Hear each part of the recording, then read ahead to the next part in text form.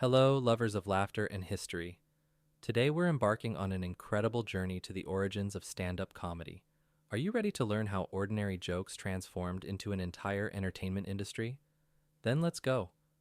Did you know that the first stand-up comedians could end up in jail for their jokes? Yes, you heard that right, and it's no joke.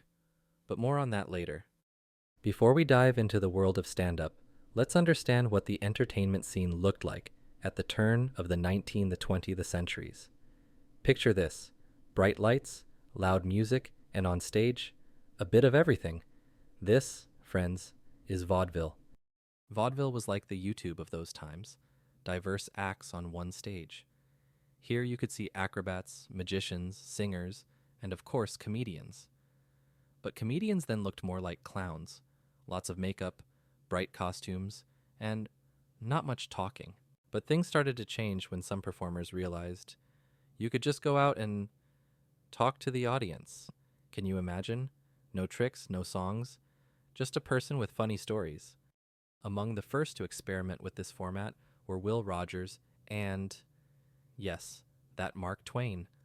Turns out, the author of Tom Sawyer was also a talented storyteller on stage. Will Rogers, for example, started as a skilled lasso performer, but then he realized that his jokes between tricks were even more popular with the audience. That's how his signature style was born: witty comments about politics and society.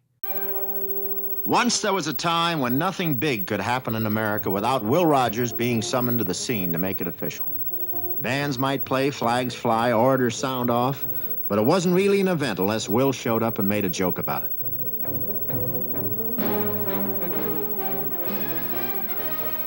That tremendous political rally in Hollywood back in '32, for instance, that was an event. Being Hollywood, of course, they made a super colossal production on it.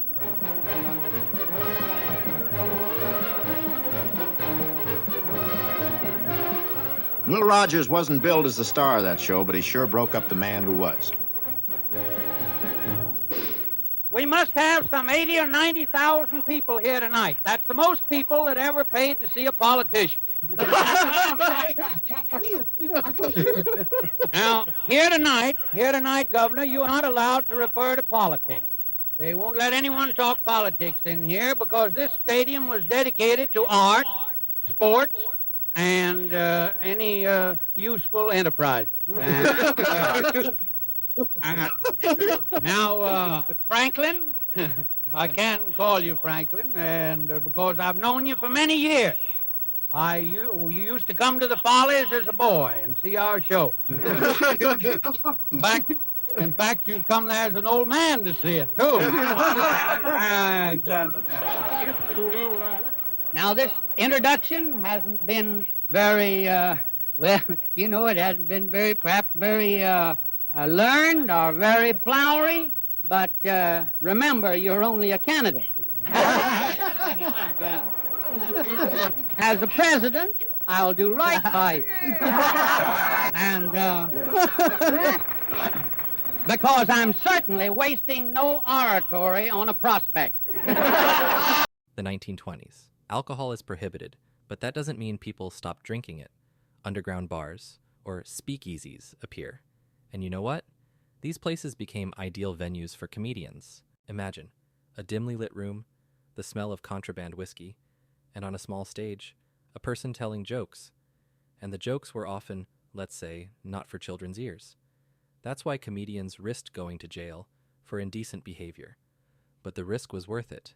These underground performances gave impetus to the development of more frank, sharp comedy. Comedians began to talk about things that were previously silenced. When the alcohol ban was lifted, many speakeasies turned into legal comedy clubs. It was a real boom. Dozens of venues appeared in big cities where comedians could perform every night. But you know what really changed the game? Radio. The 1930s to 40s became the golden era of radio, and comedy quickly found its place there.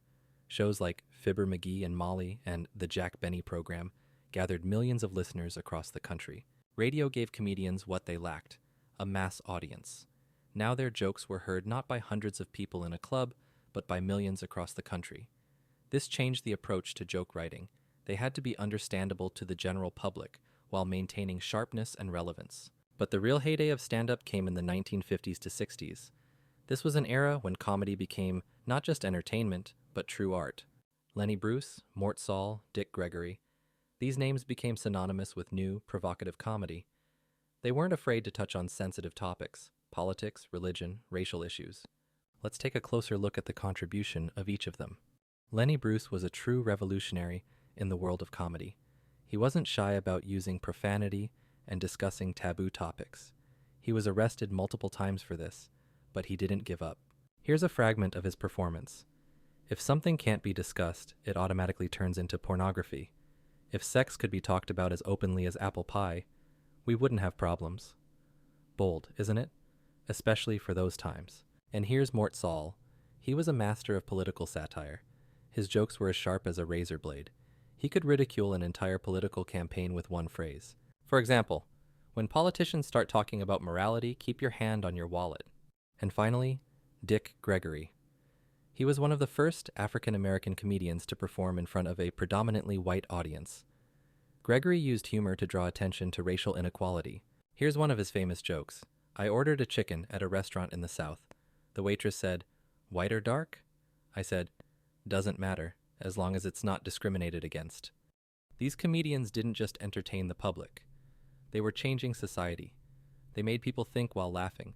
And this is perhaps the most important feature of stand-up, the ability to talk about serious things with a smile. The 1960s were a decade of great changes in the USA. The Civil Rights Movement, the Vietnam War, the Sexual Revolution, and stand-up was at the forefront of these changes, reflecting the mood of society and often shaping it. Comedians became the voice of a generation that demanded change. They talked about what others were afraid to even think about, and they did it in a way that people couldn't help but listen. So, what do we have in the end? Stand-up has come a long way from simple monologues in vaudeville to a powerful tool for social change. It evolved along with society, reflecting its problems, fears, and hopes. And you know what?